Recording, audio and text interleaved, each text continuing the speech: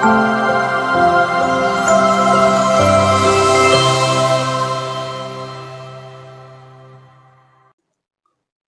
இயேசு கிறிஸ்துவுக்குள் எனக்கு அருமையானவர்களே, நம் ஆண்டவர் இயேசு கிறிஸ்துவின் நாமத்தினால் உங்கள் அனைவரையும் வாழ்த்தி வரவேற்கிறேன். பிரியமானவர்களே, நம்முடைய எண்ணங்கள் கடவுளுடைய எண்ணங்கள் அல்ல.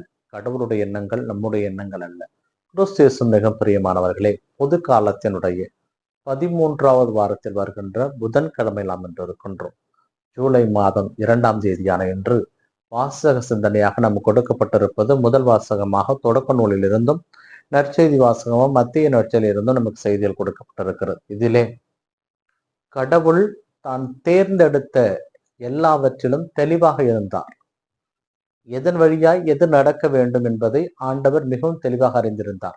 ஆகாருக்கும் ஆண்டவர் வாக்குறுதி கொடுத்திருந்தார், ஆபிரகாமுக்கும் வாக்குறுதி கொடுத்திருந்தார், சாராவுக்கும் வாக்குறுதி கொடுத்திருந்தார். இந்த 3 பேருடைய வாக்குறுதி ஆண்டவர் நிறைவேற்றுகிறார்.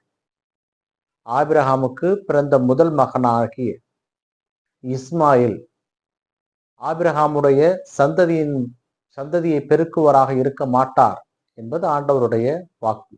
ஏனென்றால் ஆகாரிடம் அவர் சொன்னது, உன் மகன் இஸ்மாயிலை பெரிய இனமாக மாற்றுவேன் என்று. ஆபிரகாமிடம் ஆண்டவர் சொன்னது, கடற்கரை மணல்களைப் போலவும் வானத்து நட்சத்திரங்களைப் போலவும் உனது சந்ததியை நான் பெருக்குவேன் என்று ஆண்டவர் கொடுத்த வாக்குறுதியை அவர் நிறைவேற்றுகிறார். ஏனென்றால் அவருடைய எண்ணங்கள் நம்முடைய எண்ணங்கள் அல்ல.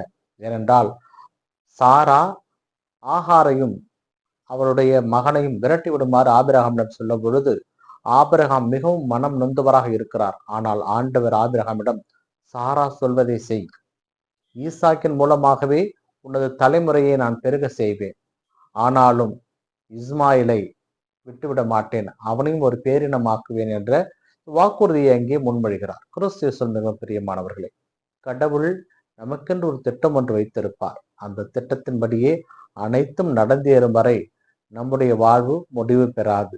அதனால் அனைத்தும் கடவுளுடைய சித்தத்திற்கே நடக்கிறது என்பதை ஏற்றுக்கொண்டு வாழ்கின்ற பொழுது இறை வல்லமையை நாம் கண்டுகொள்ள முடியும். இதைதான் நற்செய்தி வாசகத்தை நாம் பார்க்கின்றோம்.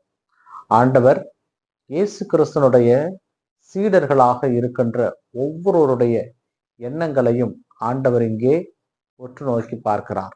ஏனென்றால் கடவுளுடைய கைவன்மையை அறிந்து கொண்ட மக்கள் இயேசு கிறிஸ்து செய்கின்ற அற்புதங்களையும் அதிசயங்களையும் ஏற்றுக்கொள்ள சில நேரத்திலே அஞ்சுகிறார்கள். ஏனென்றால் 2 பேய்களை ஆண்டவர் இயேசு கிறிஸ்து விரட்டுகிறார். அவற்றை பன்றிகளுக்குள் செல்ல அனுமதிக்கிறார்.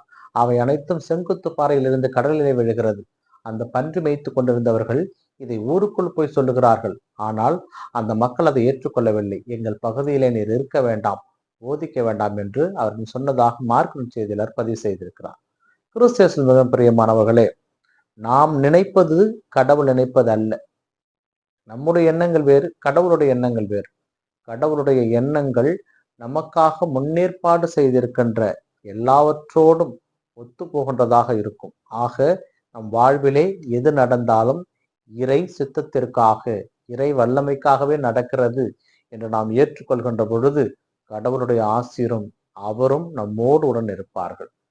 இந்த நாள் உங்களுக்கு இனிய நாளாக அமையட்டும். இறைவனை சென்று வாழ்த்து பெறுவாராக. ஆமேன்.